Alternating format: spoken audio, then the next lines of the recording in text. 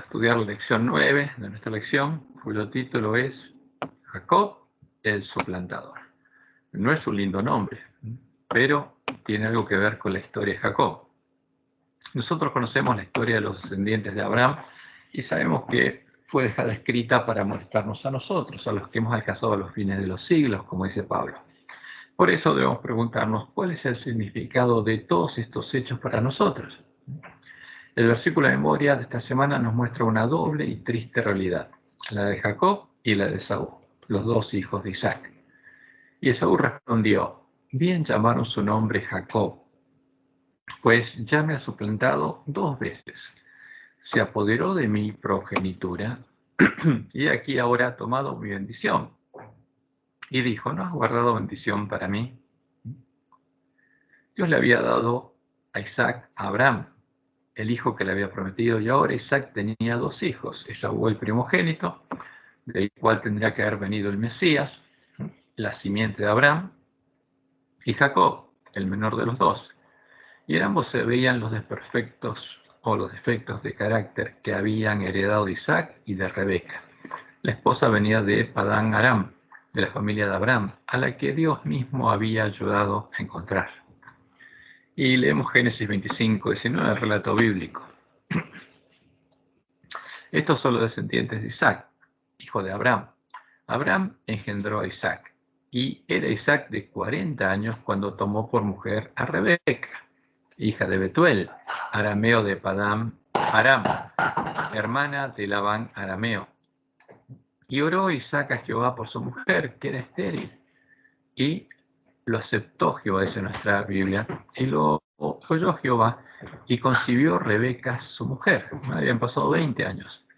Y los hijos luchaban dentro de ella, y dijo: si es así, ¿para qué vivo? Y fue a consultar a Jehová. Y le respondió Jehová. ¿Y qué le dijo? Le dio una profecía: 2 naciones hay en tu seno, y 2 pueblos serán divididos desde tus entrañas. El un pueblo será más fuerte que el otro, y el mayor servirá al menor. Esta es una profecía. Pero aquí viene la pregunta, porque muchos toman esto como que si esto hubiera sido la voluntad de Dios. ¿Era voluntad de Dios que Esaú sirviera a Jacob? No, no podemos decir eso. Su voluntad era que el primogénito heredara su bendición y cumplir en él la promesa de Abraham. Jehová le reveló y le anunció a Rebeca una profecía anunciando lo que iba a suceder como consecuencia de los hechos que observamos en el relato bíblico que sucedieron, con las acciones de Esaú, de Jacob y Rebeca. Por eso, no debemos confundir este anuncio con el anuncio de cuál era la voluntad de Jehová, ni con el anuncio de lo que Dios haría en el futuro. Del mismo modo en que no podemos decir que, porque Él anunció el porvenir, que sea su voluntad que en este tiempo existan la bestia y el anticristo y la puerta ancha, o que sea su voluntad que muchos adventistas entren por la puerta ancha. Simplemente Dios está anunciando lo que va a pasar para que su pueblo lo sepa. Y leemos cómo sigue el relato. Génesis 25, 24. Cuando se cumplieron sus días para dar a luz, he aquí había gemelos en su vientre. Y salió el primero rubio, y era todo velludo como una pelliza, y llamaron su nombre Esaú, que significa velludo. Después salió su hermano, trabada su mano al calcañar de Esaú, y fue llamado su nombre Jacob, que significa engañador, suplantador. Y era Isaac de edad de 60 años cuando ella dio a luz, o sea, 20 años después de casarse. Entonces, y lo interesante es que a Abraham y a Sarai fue Jehová el que les cambió el nombre por Abraham y Sara. Y fue Jehová el que le puso nombre a Ismael cuando se encontró con Agar, y también le puso el nombre a Isaac, porque sus padres se rieron de su promesa. Pero el nombre a Jacob, suplantador, y a Esaú, velludo, se lo pusieron sus padres, no fue Dios. Y leemos Génesis 25, 27. Y crecieron los niños, y Esaú fue diestro en la casa, hombre del campo, pero Jacob era varón quieto que habitaba en tiendas. O sea, no tenía la misma inquietud que Esaú. Y amó Isaac a Esaú porque comía de su casa, mas Rebeca amaba a Jacob. Como podemos ver, eran de temperamentos diferentes. Esaú era el preferido de su padre y Jacob el de su madre. Probablemente porque pasaba más tiempo con ella, porque se quedaba con ella en las tiendas. Y se ve que le gustaba cocinar, como leemos en Génesis 25-29. Y hizo Jacob un potaje. Y volviendo Esaú del campo cansado, dijo a Jacob: te ruego que me des a comer de ese guiso rojo, pues estoy muy cansado. Por tanto fue llamado su nombre Edom, que significa rojo. Y Jacob respondió: véndeme en este día tu primogenitura. El hermano tenía hambre, ¿y qué le dice Jacob? Te doy comida, pero me tenés que dar a cambio tu primogenitura. ¿Era mejor Jacob que Esaú? No, ambos tenían grandes defectos de carácter. La diferencia estuvo en su actitud frente a las promesas de Dios. La primogenitura la tenía Esaú, con todo lo que ello implicaba, y vemos que Jacob codiciaba la primogenitura. Y le hizo esta propuesta a Esaú, una propuesta que era miserable, de poco valor. O sea, no le ofreció mucho por la primogenitura. ¿Qué haría Esaú? ¿Valoraría tan poco la primogenitura? ¿Un plato de comida? Entonces dijo Esaú: he aquí, yo me voy a morir. ¿Para qué pues me servirá la primogenitura? ¿La valoró? No, la menospreció. Y dijo Jacob: júramelo en este día. Y él le juró, y vendió a Jacob su primogenitura. Entonces Jacob dio a Esaú pan y del guisado de las lentejas, y él comió y bebió, y se levantó y se fue. Así, dice la Biblia, menospreció Esaú la primogenitura, lo que Dios le había dado, porque era de él, y la bendición era para él, y la promesa era para él, la menospreció. Esaú menospreció la bendición de Dios y la vendió por un precio miserable, un plato de lentejas. Por eso el autor de Hebreos nos amonesta a no seguir su camino y a no menospreciar la bendición prometida por Dios, a no vender nuestra herencia para alcanzar cualquier objetivo profano. Como leemos en Hebreos 12, 15 al 17. Mirad bien, no sea que alguno deje de alcanzar la gracia de Dios, porque lo que estábamos buscando todos era eso, alcanzar la gracia de Dios. ¿Alguno vendería la gracia de Dios por otra cosa? Que brotando alguna raíz de amargura, alguna raíz de lo que tenían antes, porque todos somos pecadores, y esas raíces quedan hasta que Dios las quite, os estorbe, y por ella muchos sean contaminados. No sea que haya algún fornicario, alguien está acostumbrando a hacer eso y vuelva a hacerlo, o profano, como Saúl, que por una sola comida vendió su primogenitura. O sea, que venda lo que Dios le dio por algo sin valor. Porque ya sabéis que aún después, deseando heredar la bendición, fue desechado y no hubo oportunidad para el arrepentimiento, aunque la procuró con lágrimas, porque lloró amargamente. Esta es una clara advertencia para todos nosotros, para que no actuemos como Esaú y vendamos nuestra primogenitura. Ahora, ¿tenemos algo que vender? Sí, tenemos, y es muy claro. Ni actuemos como Balaam, que siendo profeta de Jehová buscó obtener la recompensa de Balac. Ni actuemos como Judas, que vendió al Mesías de la promesa por 30 monedas de plata. Ni actuemos como los apóstatas de la iglesia primitiva que hicieron la obra de Balaam, que vendieron su vida eterna para obtener la recompensa de Constantino, el rey y sumo pontífice de la bestia romana. Ahora, ¿cuál es la primogenitura del pueblo adventista? Dios llamó, hizo un pacto con el pueblo adventista, con las vírgenes que en 1844 comieron el librito abierto, salieron a recibir al esposo, el librito les amorró el vientre, y a las que Dios separó de las iglesias caídas que terminaron uniéndose a la Gran Babilonia. Como leemos en Testimonios para la Iglesia, página 431. Dios ha llamado a su iglesia en ese tiempo como llamó al antiguo Israel. para que se destaque como luz en la tierra. Pero para hacer luz, ¿qué hizo Dios? Por la poderosa cuña de la verdad. Los mensajes de los ángeles primero, segundo y tercero, que es la misión de este pueblo predicar, la ha separado de las iglesias y del mundo, para colocarla en sagrada proximidad a sí mismo. Le ha hecho depositaria de su ley y le ha confiado las grandes verdades de la profecía para este tiempo. Es la única iglesia, el único pueblo al que Dios le encargó hacer esto. Como los santos oráculos confinados al antiguo Israel, son un sagrado cometido que ha de ser comunicado al mundo.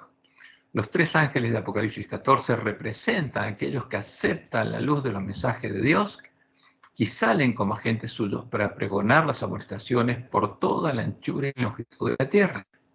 Cristo declara a los que le siguen: sois la luz del mundo. ¿Quién tiene que iluminar la tierra en este tiempo? Dios le dio una misión al pueblo adventista. Y la promesa es que el amor que Jesús manifestó por las almas de los hombres en el sacrificio que hizo por su redención, impulsará a todos los que le sigan.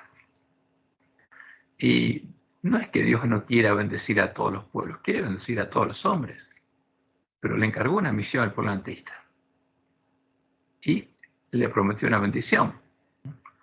Como dice Elena en Testimonios para Ministros, páginas 50 y 51, en el mundo existe solamente una iglesia que está actualmente en la brecha, reparando el muro, reedificando las ruinas, porque Dios quiere reedificar lo que echó por tierra el hombre de pecado. El mundo entero está lleno de odio hacia los que proclaman que la ley de Dios está en vigencia.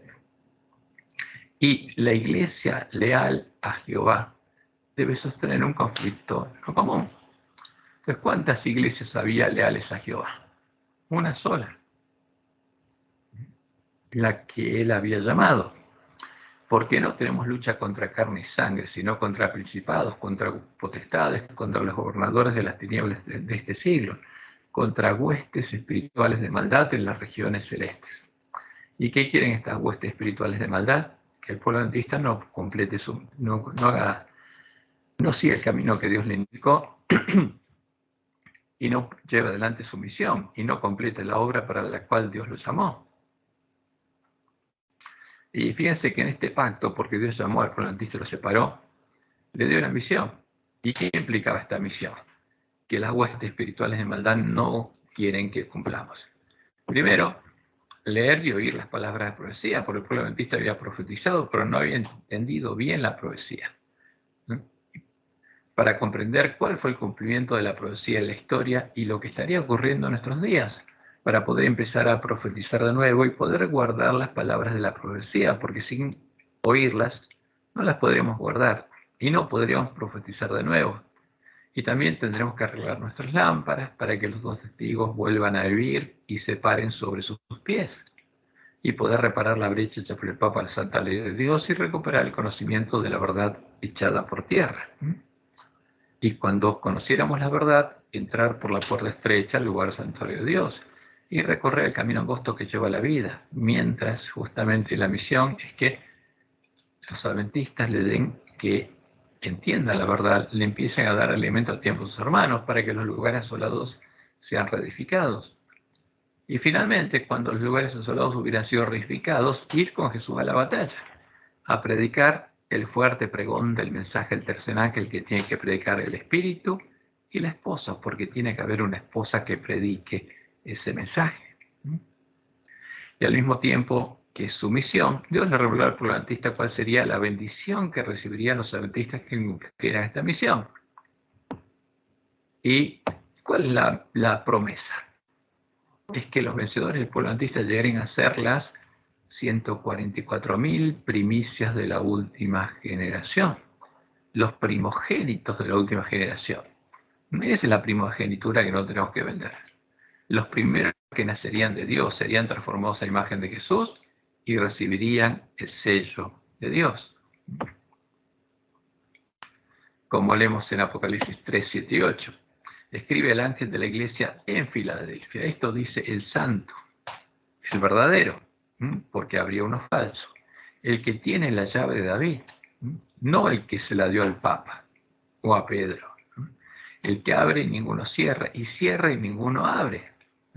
No el que le dio la autoridad de atar y desatar al Papa, que ese es el falso. Está hablando el verdadero. Yo conozco tus obras, he aquí he puesto delante de ti una puerta abierta, la cual nadie puede cerrar. Porque aunque tienes poca fuerza, has guardado mi palabra y no has negado mi nombre.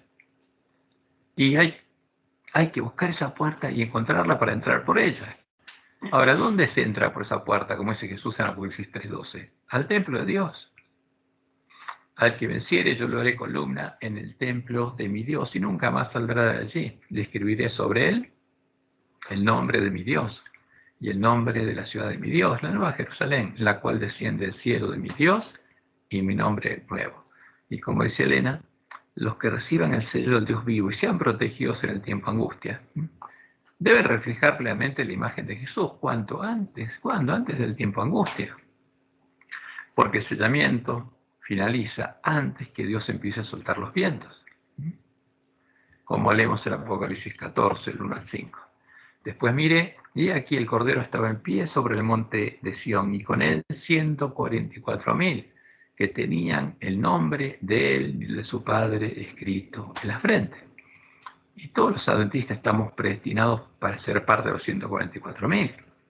Los únicos que podemos vender nuestra primogenitura somos nosotros. Estos son los que no se contaminaron con mujeres. O sea, no fornicaron con mujeres, como el pueblo de Israel en Sittim. Pues son vírgenes, siguen siendo vírgenes. Estos son los que siguen al Cordero por donde quiera que va.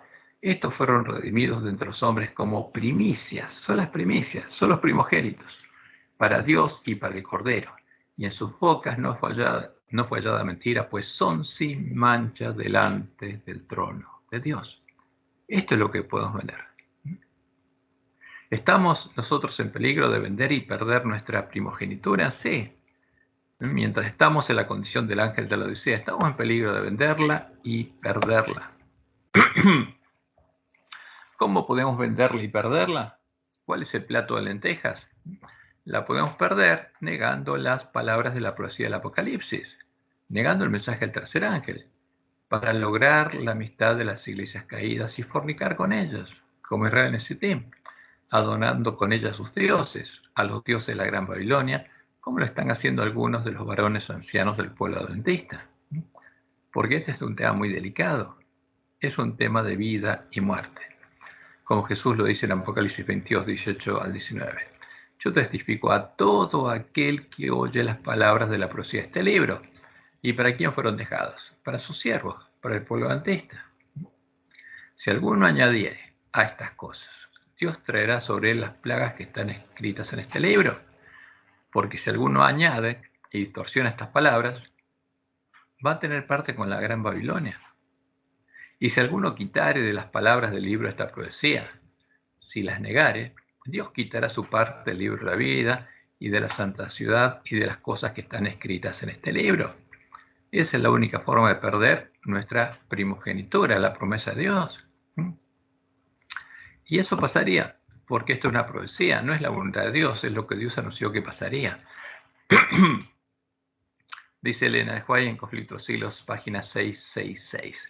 Conforme vaya acercándose la tempestad, muchos que profesaron creer en el mensaje del tercer ángel, muchos adventistas, pero que no fueron santificados por la obediencia a la verdad, abandonarán su fe e irán a engrosar las filas de la oposición al mensaje del tercer ángel, o sea, no negarán, uniéndose con el mundo, o sea, uniéndose con quienes, con las iglesias caídas, las cuales Dios separó al pueblo adventista, y participando de su espíritu. Y si esas son parte de la sinagoga de Satanás, haciéndose parte de la sinagoga de Satanás, llegarán a ver las cosas casi bajo el mismo aspecto. Hombres de talento y elocuencia, ¿sé quiénes? Líderes de la iglesia adventista, que se gozaron un día en la verdad, emplearán sus facultades para seducir y descarriar almas. Y es triste, pero es lo que Dios sabía que iba a pasar. Y aquí tenemos un ejemplo, lo que ahora nuestros dirigentes declaran con respecto a otras iglesias. Dios les dijo que habían caído, ¿y qué dicen ellos? ¿No? Ellos están hablando aquí en una declaración de la Conferencia General del artículo 75 del reglamento de la Conferencia General. ¿Y qué dice? Esta declaración tiene implicancias ecuménicas significativas, dicen ellos. Y dicen que esta declaración ha sido ampliada ahora para tratar de otras organizaciones religiosas en general. Afirma que los adventistas reconocen toda agencia que eleva a Cristo entre los hombres como una parte del plan divino para la evangelización del mundo. Ahora, ¿qué dijo Dios? Que esas iglesias habían caído, que supuestamente elevan a Cristo ante los hombres, pero son parte del plan de Satanás para engañar al mundo entero. Y no predican la verdad. Pero ahora nuestros dirigentes reconocen a estas mujeres como parte del plan divino para la evangelización del mundo. Y dicen que están ocupados en ganar almas para Cristo, pero cuando Dios nos dijo claramente que le están preparando el camino a Satanás. Y en 1980 la Asociación General nombró un concilio de relaciones entre las iglesias. O sea, ¿quién toma la iniciativa de unirse a esas iglesias? Nosotros, con el fin de dar supervisión y orientación general a las relaciones de la iglesia con los demás cuerpos religiosos. ¿Por qué? Porque supuestamente son parte del plan divino. Este concilio de tiempo en tiempo ha autorizado a tener conversaciones con otras organizaciones religiosas cuando sentía que esto podría ser beneficioso. Los líderes adventistas deberían ser reconocidos como constructores de puentes. ¿Para qué? Para unir lo que Dios separó justamente de esas iglesias con esas iglesias, haciendo lo contrario a la voluntad de Dios. Y esto es lo que Dios dijo que no tendríamos que hacer, porque de este modo estamos vendiendo nuestra primogenitura, negando la misión de la iglesia adventista y la identidad del pueblo adventista. Ahora, ¿son las iglesias caídas parte del plan divino, el plan divino de Jehová, el Dios de Israel, o son parte del plan divino del Dios y príncipe de este mundo, con el cual piensa engañar al mundo entero? Y la palabra de Dios es clara, y los testimonios que Dios nos dejó también. Como leemos en Primeros Escritos, páginas 273 y 274, dice Elena. Vi que desde que el segundo ángel proclamara la caída de las iglesias. ¿Y por qué cayeron? Por seguir todos los pasos de la apostasía y perseguir y expulsar al pueblo adventista. Estas se han estado volviendo cada vez más corruptas. Satanás ha tomado plena posesión de las iglesias en conjunto. A partir de ese momento, parte de qué plan eran estas instituciones. Del plan de Satanás. Satanás las dirigía. No era más parte del plan de Dios. Vi que desde que Jesús dejó el lugar santo, el santuario celestial, y entró detrás del segundo velo, las iglesias han estado llenándose de toda inmunda y aborrecible. Y en el conflicto de los siglos hay una declaración que es muy interesante, porque esto se podría aplicar ahora a nuestros varones ancianos. Se dice que Babilonia es madre de las rameras. Sus hijas deben simbolizar las iglesias que se atienen a sus doctrinas y tradiciones, siguiendo su ejemplo, sacrificando la verdad y la aprobación de Dios para formar alianza ilícita con el mundo, para unirse a ellas, para ser pontífices. Esas iglesias cayeron, termina diciendo Elena de White, víctimas del mismo deseo que causó la maldición y la ruina de Israel, el deseo de imitar las prácticas de los impíos y de buscar su amistad. Y es triste, pero eso es lo que vemos que está ocurriendo con nosotros, como Dios lo dijo. Satanás tiene una gran confederación, su iglesia. ¿Tiene una iglesia Satanás? Sí. Ahora, ¿esas iglesias son parte del plan divino? Sí, de un plan son. ¿De cuál? Del de Satanás, porque son la parte de la iglesia de Satanás. Cristo la llama la sinagoga de Satanás, porque sus miembros son hijos del pecado. Los miembros de la iglesia de Satanás han estado constantemente trabajando para desechar la ley divina y confundir la distinción entre el bien y el mal. Satanás está trabajando con gran poder en los hijos de desobediencia y por medio de ellos para exaltar la traición y la apostasía como verdad y lealtad. Y vemos que nuestra iglesia también está trabajando ahora para exaltar la traición y la apostasía como verdad y lealtad. Ahora, que esto pase en estas iglesias no implica que el pueblo de Dios que está ahí sean los que son parte de la sinagoga de Satanás, sino los que las dirigen y los que conscientemente hacen lo que es contrario a la voluntad de Dios. Entonces, ¿qué pasa si nosotros negamos el mensaje de Dios para unirnos a estas mujeres y fornicar con ellas, adorando al príncipe de este mundo? Porque ya adoran al príncipe de este mundo. ¿Qué pasará con nosotros? Entraremos por la puerta ancha. No hay más remedio que eso. No podemos entrar por la puerta estrecha. Si queremos entrar por la puerta ancha, entraremos por la puerta ancha y también nos convertiremos en habitación de demonios y parte de la sinagoga de Satanás. ¿Qué pasará entonces cuando se cierre la puerta? Y al ver que empieza el tiempo de angustia, llamemos y lloremos como Esaú. Dios no va a tener que decir lo que anunció en su palabra. Como leemos en Mateo 7, 22 a 23, muchos me dirán en aquel día, Señor, Señor, ¿no profetizamos en tu nombre? Y en tu nombre echamos fuera demonios, y en tu nombre hicimos milagros. Y los hicieron, sí. Y lo hicieron en el nombre de Jesús, sí. Y tenían poder, sí. ¿Quién se los dio? Y entonces dice Jesús, les declararé, nunca os conocí. Apartados de mí, hacedores de maldad. ¿Quién les dio ese poder? El mismo que se lo da al falso profeta, los espíritus de demonios. ¿Y por qué tuvieron poder? Porque entraron por la puerta ancha, como Jesús dijo que muchos entrarían por la puerta ancha, y harían parte de la sinagoga de Satanás. Ahora, ¿esto va a pasar? Sí, es la palabra profética más segura, por eso hay que tocar trompeta en Sión ahora. Y como leemos Mateo 25, 11 y 12, después de que se cerró la puerta, vinieron también las otras vírgenes diciendo, Señor, Señor, ábrenos. Mas él respondiendo dijo, de cierto os digo que no os conozco. ¿Por qué? Porque no me buscaron y no me encontraron. Y Jesús fue claro, busquen la puerta estrecha hasta encontrarla. Y eso es algo muy importante, por eso lo que le pasó a Esaú va a pasar a muchos adventistas, porque buscando la amistad del mundo, está negando el mensaje y la misión que Dios nos dio. Vamos, entonces sigamos con el relato. ¿Qué pasó? Jacob va a engañar a su padre ahora. Y va a hacer algo que es malo. Tan malo como lo que hizo Esaú. Jacob le había comprado la primogenitura a su hermano Esaú, pero no había recibido la bendición de Isaac, la bendición que los padres daban a los primogénitos.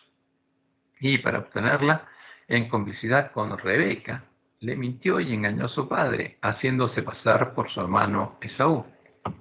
Leamos el relato de Génesis 27.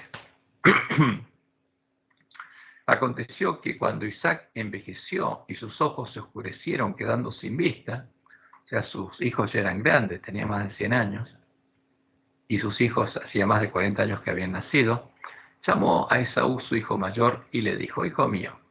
Y él respondió, heme aquí. Y él le dijo, he aquí ya soy viejo, no sé el día de mi muerte. Toma pues ahora tus armas, tu aljaba y tu arco, y sal al campo y tráeme casa. Y hazme un guisado como a mí me gusta, y tráemelo, y comeré, para que yo te bendiga antes que muera.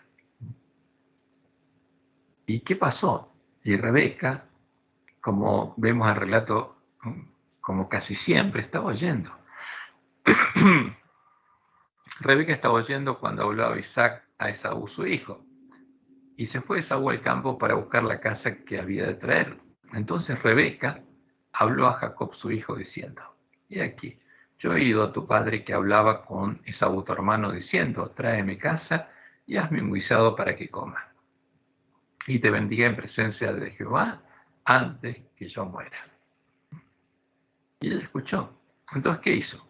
Planificó una conspiración contra su marido, hizo otro hijo. Y Jacob le obedeció. Y como leemos en Génesis 27:8, ahora pues, hijo mío, obedece a mi voz en lo que te mando. Él la mandó.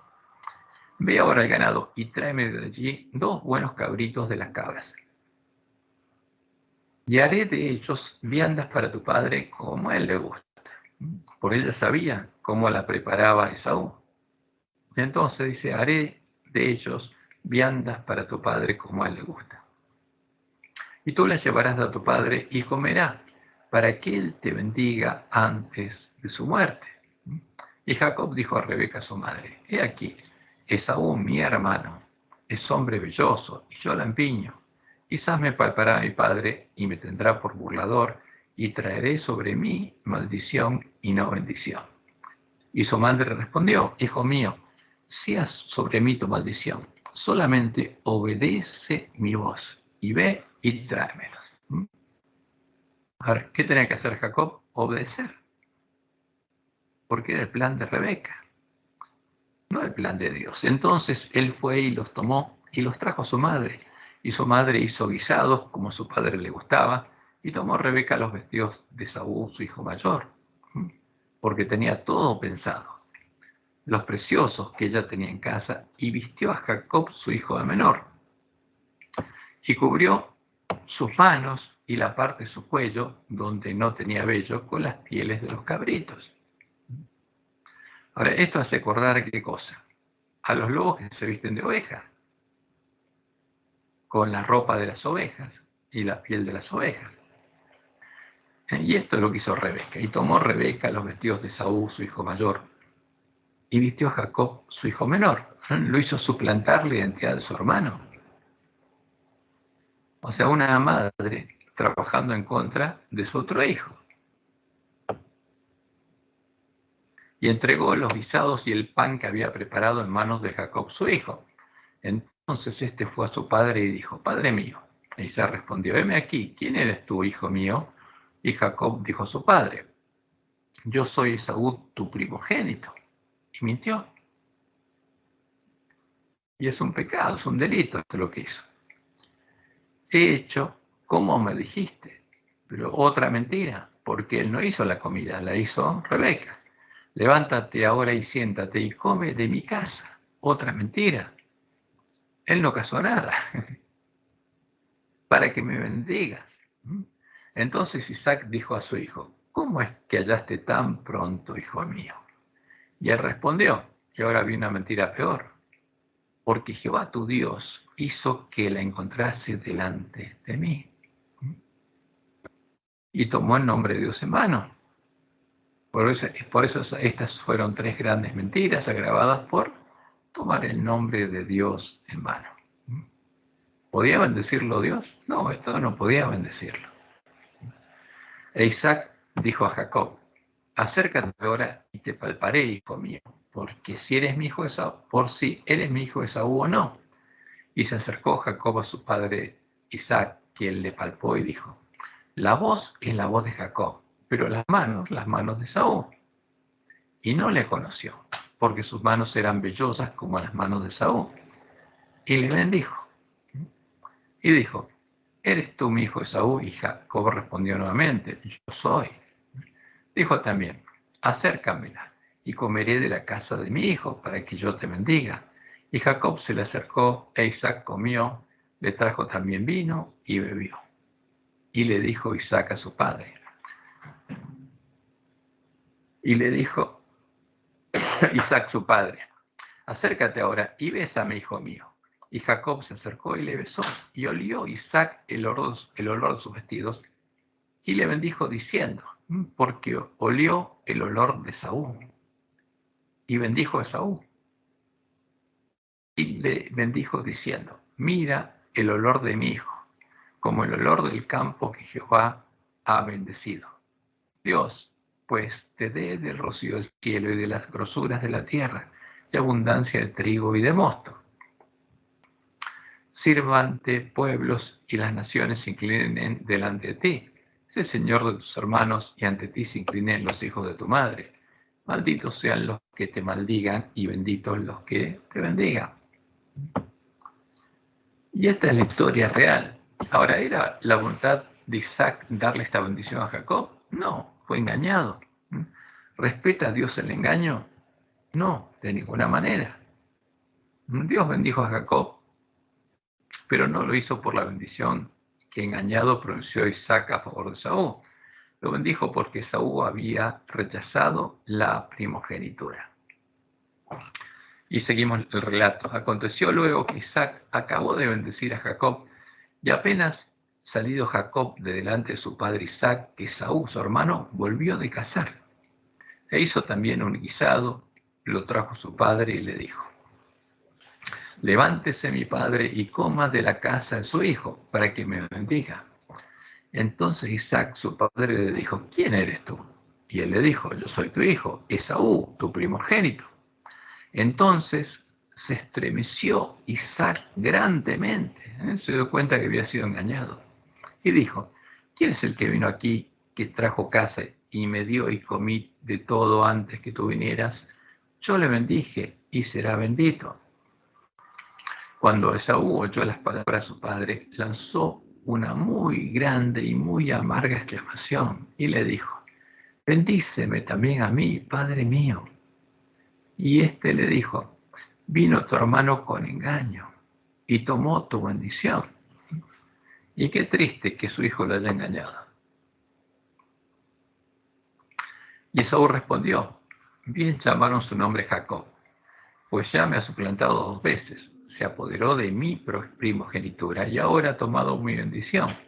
Y este es el versículo de memoria. Y añadió: ¿no has guardado bendición para mí?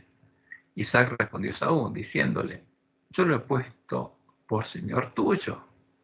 He puesto a tu hermano por señor tuyo, y le he dado por siervos a todos sus hermanos. De trigo y de vino lo he provisto. ¿Qué pues haré por ti ahora, hijo mío? Dijo entonces Esaú a su padre: ¿no tienes más que una sola bendición, padre mío?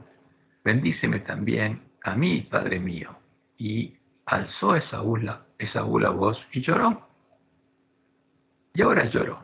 Y ahora empezó a valorar lo que había despreciado. Y lloró.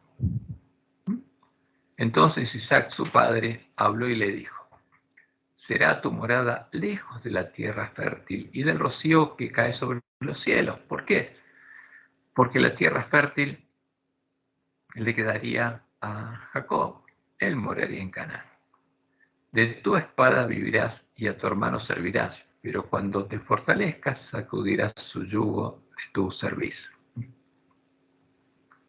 ¿Y qué pasó? Aborreció Esaú a Jacob por la bendición con que su padre lo había bendecido, y dijo en su corazón: llegarán los días del luto de mi padre, y yo mataré a mi hermano Jacob.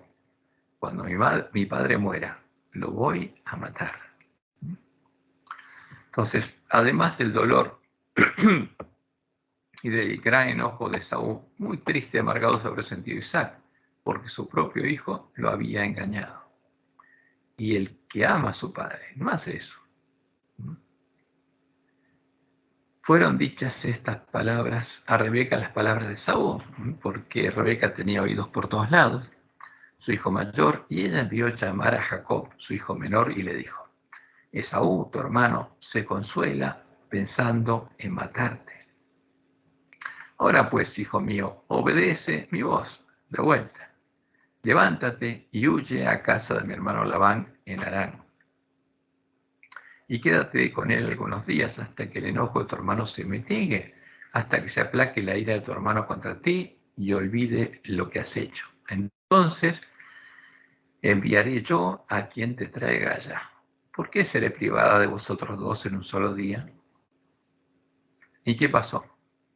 Nunca envió a nadie, porque la ira de Saúl no se aplacó hasta que volvió Isaac. No se había aplacado la ira de Saúl. ¿Y qué hace ahora Isaac? Ahora sí, a pesar de su dolor, Isaac llama y bendice a Jacob. Y esta es la verdadera bendición que tuvo efecto en Jacob, porque la otra no se podía aplicar, porque había sido engañado Isaac. Pero ahora sí lo bendijo. Entonces Isaac llamó a Jacob y lo bendijo.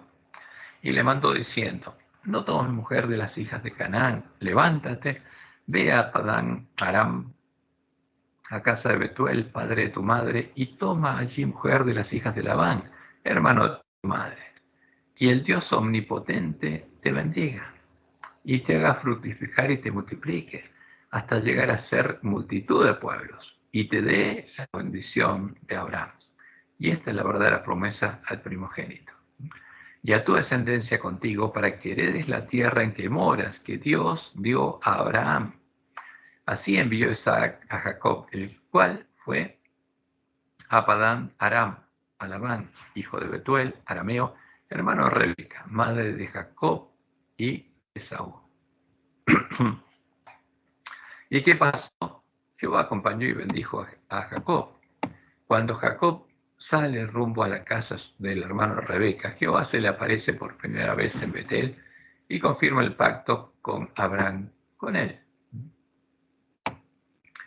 Como leemos en Génesis 28:10. Salió pues Jacob de Berseba y fue a Harán. Y llegó a un cierto lugar y durmió allí, porque ya el sol se había puesto. Y tomó de las piedras de aquel paraje y puso a su cabecera y se acostó en aquel lugar. Y soñó, y aquí una escalera que estaba apoyada en tierra y su extremo tocaba en el cielo, y aquí ángeles de Dios que subían y descendían por ella. Y aquí Jehová estaba en lo alto de ella, el cual dijo: yo soy Jehová, el Dios de Abraham, tu padre, y el Dios de Isaac. La tierra en que estás acostado te la daré a ti y a tu descendencia. Será tu descendencia como el polvo de la tierra, y te extenderás al occidente, al oriente, al norte y al sur. Y todas las familias de la tierra serán benditas en ti y en tu simiente. Y le vuelve a hacer la misma promesa que a Abraham. Jehová le prometió que el Mesías, la simiente de Abraham, sería su hijo, la simiente de Jacob. Y por supuesto nosotros sabemos que esa promesa se cumplió. Y Jehová le sigue diciendo: aquí yo estoy contigo y te guardaré por donde quiera que fueres, y volveré a traerte a esta tierra, porque no te dejaré hasta que haya hecho lo que te he dicho. Y despertó Jacob de su sueño y dijo: ciertamente Jehová está en este lugar, y yo no lo sabía. Y tuvo miedo y dijo: cuán terrible es este lugar, no es otra cosa que casa de Dios y puerta del cielo. Y se levantó Jacob de mañana y tomó la piedra que había puesto de cabecera y la alzó por señal y derramó aceite encima de ella. Y llamó el nombre de aquel lugar Betel. Bet es casa, y él la casa de él, la casa de Dios. Aunque Luz era el nombre de la ciudad primero. E hizo Jacob voto diciendo: si fuere Dios conmigo y me guardare en este viaje en que voy, y me diere pan para comer y vestido para vestir, y si volviere en paz a casa de mi padre, Jehová será mi Dios. Y esta piedra que he puesto por señal será casa de Dios, y de todo lo que me dieres, el diezmo apartaré para ti. Y a partir de ese momento, Jehová no solo era el Dios de Abraham y de Isaac, ahora él era el Dios de Abraham, de Isaac y de Jacob. Como sabemos, Jacob llegó a la casa de su tío Labán y primero trabajó para él 7 años para que le diera a Raquel, su hija menor. Y Jehová lo bendijo y bendijo la casa de Labán. Pero en la noche de su boda, su tío le dio a beber vino y después le dio a Lea, su hija mayor. Y el engañador fue engañado. Y nosotros conocemos la historia cuando después él se despierta y le reclama. Su tío Labán le dice que espere una semana y después le va a dar a Raquel. Y se la dio. Y Jacob tuvo que trabajar 7 años más por ella. En la casa de Labán, Jacob estuvo 20 años. Y ahí le nacieron sus primeros 11 hijos.